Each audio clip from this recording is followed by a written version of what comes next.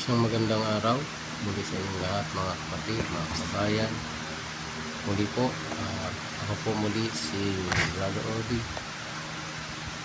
Muli po ako ay narito upang patuloy na ibahagi ang salita ng Diyos na walang bawas, walang dagdag, walang pagkapilipit at walang sariling pagpapaliwanag.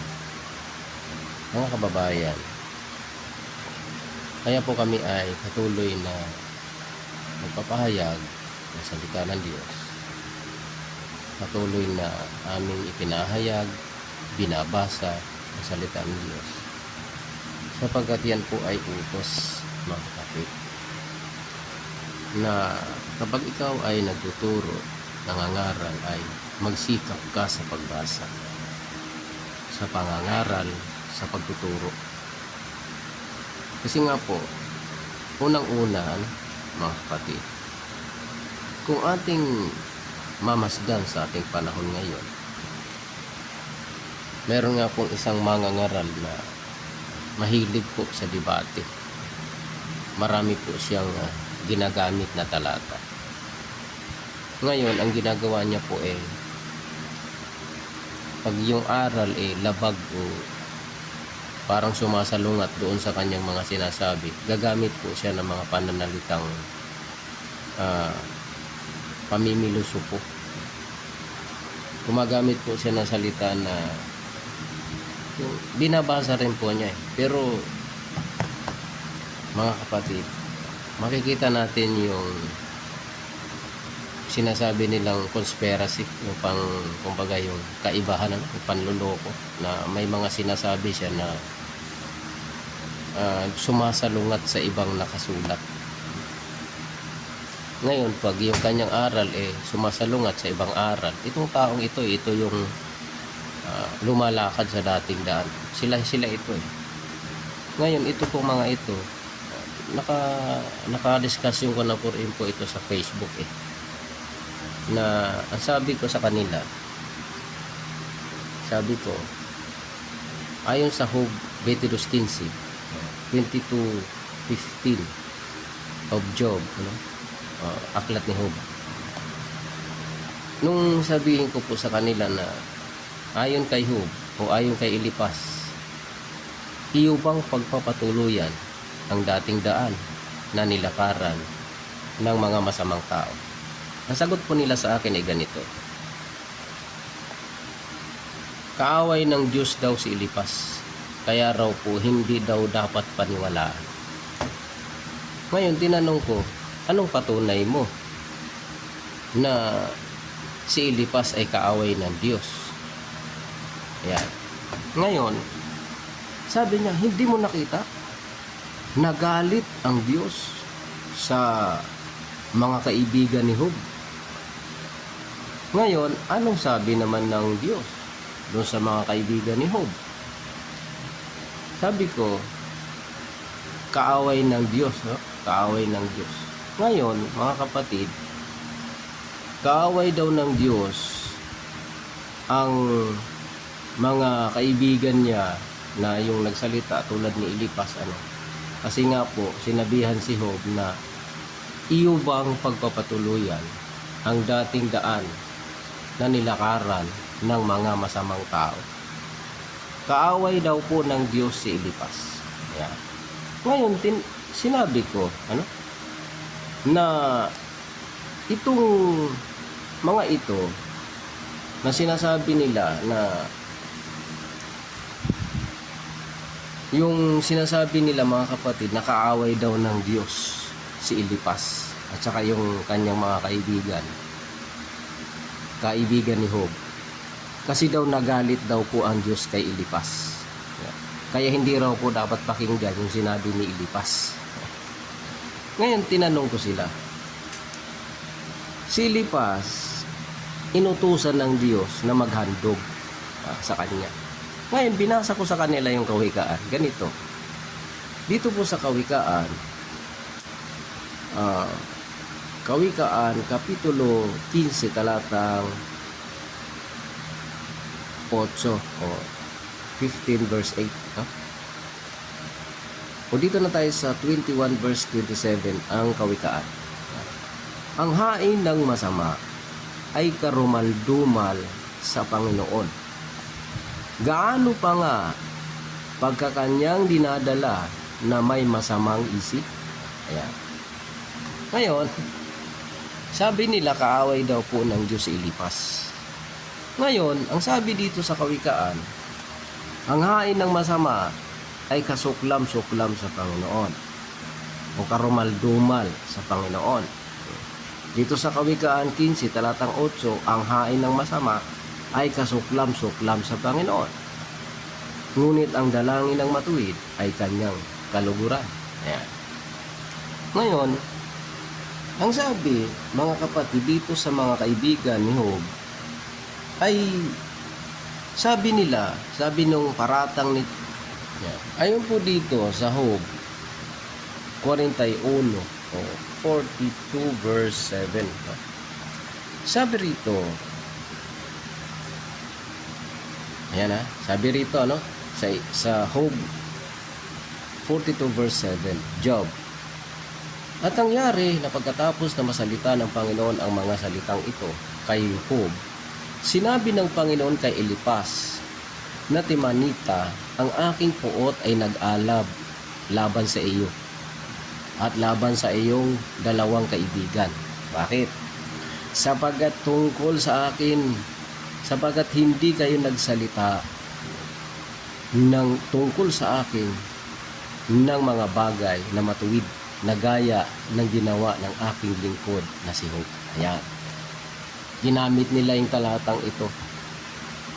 Kaya daw kaaway daw ng Diyos si Elipas kasi nagalit. Nag-alab daw ang galit ang puot ng Diyos kay Elipas at sa kanyang dalawang kaibigan. Tingnan ninyo yung pamimilipit Dahil nagalit ang Diyos, kaaway na raw ng Diyos si Elipas. Okay, kanyo? Saan nakasulat dito? Ngayon, tinanong, saan nakasulat dyan nakaaway ng Diyos si Elipas?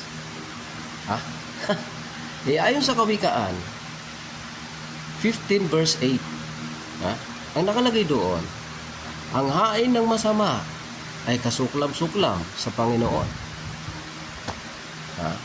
At ang hain ng matuwid ay kanyang kaluguran, o ang dalangin ng matuwid ay kanyang kaluguran. Ngayon, kung si Elipas ay kaaway ng Diyos, ang sabi sa kawikaan, ang hain ng masama ay kasuklam-suklam sa Panginoon. Ngayon, dito kay Job, nagalit ang Diyos kay Elipas at sa kanyang dalawang kaibigan. Basahin natin ang kasunod na talata. Kaya't, sa talatang 8, kaya't magsikuha kayo sa inyo ngayon ng 7 guyang baka at 7 lalaking tupa, at magsiparoon kayo sa aking lingkod na kay Job, at ihandog ninyo sa ganang inyo na pinakahandog na susunugin, at idadalangin kayo ng aking lingkod na si Job, sapagkat siya'y aking tatanggapin. Baka kayo'y aking gawan ng ayon sa inyong kamangmangan, sapagkat hindi kayo nangagsalita tungkol sa akin ng bagay na matuwid na gaya ng aking lingkod na si Job. Tinanong ko sa kanila, kaaway ng Diyos, pero anong sabi ng Diyos? Pumarong kayo kay Job, magdala kayo ng handog. Kita nyo mga panloloko ng mga taong ito. Sabi nila kaaway daw ng Diyos si Elipas, hindi nga katanggap-tanggap sa Diyos ang hain ng masama Kung si Elipas ay kaaway ng Diyos, hindi siya uutusan ng Diyos na magdala ng handog, magdala ng hain kay Job upang idalangin sila sa Panginoon. Kita nyo. Ihahandog yun Ihahandog yun sa Panginoon. Ang Diyos nag-utos sa kanila, magdala kayo ng handog upang idalangin kayo ng aking lingkod na si Job. O saan doon ang nakalagay na sila'y kaaway ng Diyos?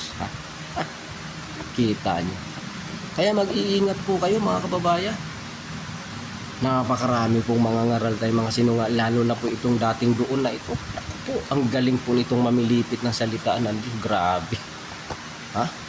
Yung kadibate niyang isang pastor, pinilipit talaga yung isang pastor na ito. Kawawa yung isang pastor eh. Ang dami na raw niyang, marami raw Paul yung pastor na katunggali niya. Pero kung titingnan mo, mas marami siyang mali. Kita niyo, di ba? Magaling lang talagang mamilipit ito eh. Ginagamit niya yung galing niya sa pagbabasa ng talata. Pero yung paghihimay ng talata, pag hinihimay mo, makikita mo, niloloko ang tao. Siyang nanloloko. Ngayon, isa pang inano ko sa kanila. Job 22:15. Kasi hindi na nila masagot yan eh. Kasi sabi nila, kaaway daw ng Diyos si Elipas. Ay nung basahin ko, kaaway pala ng Diyos eh. Ano nakalagay sa Kawikaan 15:8? Ang hain ng masama ay kasuklam-suklam sa Panginoon. Bakit inutusan ng Diyos si Elipas? Na maghandog sa Diyos. Maghandog. Magdala ng handog kay Job. Dalhin kay Job yung handog upang idalangin sila ni Job. Kita nyo? Kung kaaway ng Diyos yan, ba't inutusan ng Diyos? Hindi nga katanggap-tanggap sa Diyos ang hain ng masama eh. Kung kaaway ng Diyos si Elipas at saka yung kanyang dalawang kaibigan, hindi sila uutusan ng Diyos na maghandog. Kita nyo? Tapos natamimi sila na naman dito. Inulit ko na naman. Iyo bang pagpapatuloyan nung sumunod na araw? Ganun ulit. Iyo bang pagpapatuloyan ang dating daan na nilakaran ng mga masamang tao? Sabi nila, mga bobo kasi kayo. Sabi nila, mga bobo kasi kayo. Ganon sila magsalita. Mga bugok. Yun, ganon sila magsalita. Mga bugok, bubo, quote-unquote. Ganon sila magsalita eh. Grabe man lait itong mga taong ito, mga taga-dating daan na ito. Masama talaga eh. Totoo eh. Magaling ito. Magaling mamilipit talaga ng talata. Magaling. Babasahin yung talata tapos pipilipitin talaga eh. Ngayon, sumunod, kaya nga ako, mayroon akong page na nilagay ko, bagong daan. Hebreo 10:20. Bakit po? Hinula po yan ng sinugo ng Diyos eh. Na magkakaroon ng programa na bagong daan. Di po ba? Ngayon, ito po yun mga kapatid. Inulit ko ulit yan. Nag-comment ako doon sa kanilang page na kasi may kangak-ngakan sila doon na mga sabadista. Paborito nila ito mga sabadista, ang kangak-ngakan nila eh. Pero pare-parehas lang naman silang may mga maling aral. Ngayon, inulit ko. Ang sabi sa Job 22:15, iyo bang pagpapatuloyan ang dating daan na nilakaran ng mga masamang tao? Ngayon, binasa nila ngayon yung Jeremias naman. 6:12, 6:12. Magsitayo kayo sa mga daan at ipagtanong ninyo ang mga dating landas kung saan nandoon ang mabuting daan at magsilakad kayo roon. Ayan, ang wika. Doon daw kayo magsitayo sa dating daan. Lumakad daw kayo doon. Makita nyo? Mali na naman. Dahil ang sinabi sa Jeremias 6:12, magsitayo kayo sa mga daan at ipagtanong ninyo ang mga dating landas. Kung saan. Hindi sinabing doon sa dating landas, yung mga dating landas na yan, nandyan yung lalakaran nyo. Ipagtanong mo. Ipagtanong ninyo sa magsitayo kayo sa mga daan at ipagtanong ninyo ang mga dating landas. Marami po yung mga dating landas. Kung saan nandoon ang mabuting daan at magsilakad kayo roon. Iisa lang po yung mabuting daan. Basahin mo ang Hebreo 10:20. Ang daan na itinalaga ni Kristo ay daang bago. Ngayon, sabi nila, kita nyo, pilipit eh. Talagang magaling mamilipit ito eh. Kasi doon nga naman sa dating daan, sa mga dating landas, nakasulat. Ipagtanong ninyo ipagtanong ninyo kung saan nandoon ang mabuting daan. Ngayon basahin ninyo. Kung yan kasi ang mga nakasulat sa mga propeta, sa aklat ng mga awit, sabi ng Panginoong Hesukristo, makinig po kayo mga kapatid. Ang nakasulat sa sinabi ng Panginoong Kristo sa Lucas, na ito ang aking sinasabi sa inyo, na kailangang maganap sa akin o mangyari sa akin, maganap sa akin ang nakasulat sa mga awit, sa mga propeta. Naganap po kay Kristo yan. Ngayon, yung mga nakasulat sa lumang tipan ay marami po dyan na ang kaganapan ay kay Kristo sa bagong tipan. Ngayon, nakalagay sa Hebreo 10:20 sa pamamagitan ng daang bago na itinalaga ni Kristo para sa atin upang tayo'y makapasok sa dakong banal. Yan po, mga kapatid. Ngayon, sumagot po itong magaling na itong mga ngak-ngakan group na itong mga dating daan na ito. Sabi nila na naman, isa na naman ang sinagot nila. Mga bugok kasi kayo, mga bobo kayo, sabi nila. Got in quote, ha? Hindi ako may sabi niya. Sila talaga mahilig magsalita ng ganyan, eh. Bugok, ungas, tanga, tarantado, ganun sila magsalita. Ngayon, sabi nung isa, ibig mong sabihin si Job masamang tao? Bakit? Bakit, sabi ko? Kasi si Job sa dating daan lumalakad, eh. Oh? Talaga? Sa dating daan daw si Job lumalakad. Talaga? Kailan naging dating daan yung nilakaran ni Job? Kailan? Tanungin ko kayo. Ang gagaling ninyong mamilipit ng salita ng Diyos. Pero, tinanong ko kayo, kailan naging luma yung daan ni Job sa panahon niya? Yun bang tipan na ginawa ni Moises na nilalakaran ni Job, luma na yon? Sa panahon ni Job, luma na yon? Sabi nyo, lumalakad si Job sa dating daan. Dahil yung daan na likaran ni Job, yung tipan ni Moises, yung luma. Kita nyo. Ngayon, saan ba tayo lumalakad? Sige nga. Sa panahon ba ni Job, may bagong tipan na? Mayroon na? Nandoon na yung tipan ni Kristo, ginawa na sa panahon ni Job. Kita nyo? Ngayon, natamimi itong mga to, eh. Magaling lang itong ano, eh. Tapos sasabihin, kung talagang magaling ka, humarap ka kay bro. Oh, ganun sila. Humarap ka kay bro. Oh, bakit yun? Ganun sila. Mayabang, eh. Puro yabang ito. Puro yabang po talaga. Pero walang kabuluhan. Walang kabuluhan humarap sa mga ganyang klaseng tao. Kasi mamimilipit lang naman yan. Pipilipitin yung salita ng Diyos, eh. Tapos gagamit sila ng mga yung mga ano nila, yung mga moderator nila na nakakampi rin sa kanila. O, anong kabuluhan nun? Sige. Kaya makikita nyo na dito talaga sa panahong ito, mga kapatid. Kaya patuloy kami. Ako, narito ako. Naninindigan ayon sa katotohanan, sa nasusulat, mga kapatid. Sa biyaya ni Lord, sa biyaya ng Panginoon, dapat ang may pahayag ay ang katotohanan. Walang bawas, walang dagdag, walang pagkapilipit, at walang sarili pagpapaliwanag. So mga kapatid, yan po, eh. Yan po ang aking patuloy na tinitindigan dito, ang pagpapahayag ng katotohanan. Marami po kasi. Talagang marami may gumagamit ng Biblia, pinipilipit ang salita ng Diyos. Isipin mo. Sasabihin nila, yung wala na raw ikapo, tapos sasabihin nila, pag sinabi nga naman ng pastor, may ikapo daw, nag-ikapo si Abraham. Oh, bakit hindi ka nananamsam? Ba't ka nagnakaw? Para gayahin mo si Abraham. Ibig mong sabihin, yung ginawa ni Abraham, mali yun. Yung nagbigay siya ng ikapo, nagbigay siya ng ikasampung bahagi ng mga samsam na ginawa niya. Pinapalabas mo na nakaw yun. Grabe itong mga tao ito. Tindi. Tindi talaga itong mga tao.